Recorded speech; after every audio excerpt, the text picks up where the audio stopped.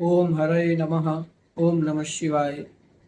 આમ તો આપણા શાસ્ત્રો એમ કહે છે કે આપણે રોજ આપણા કુલદેવીની મા જગદંબાની પૂજા અને આરાધના દર્શન વગેરે કરવા જોઈએ.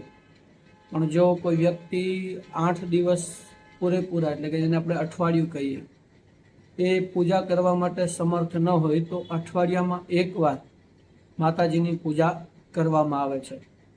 તો મારી પાસે જે પુસ્તક છે જેનું નામ છે દેવી ભાગવત, એ દેવી ભાગવતના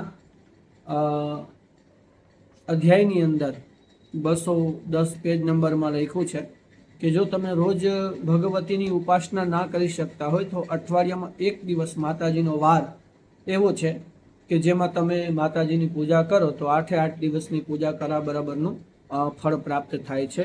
તો આમાં લખેલું છે યંત્ર સ્થાનામાં વૃત્તિનામ પૂજનમ સમ્યગાચરેત પ્રતિવાર મશક્તાનામ શુક્રવારો નિયમ્યતે.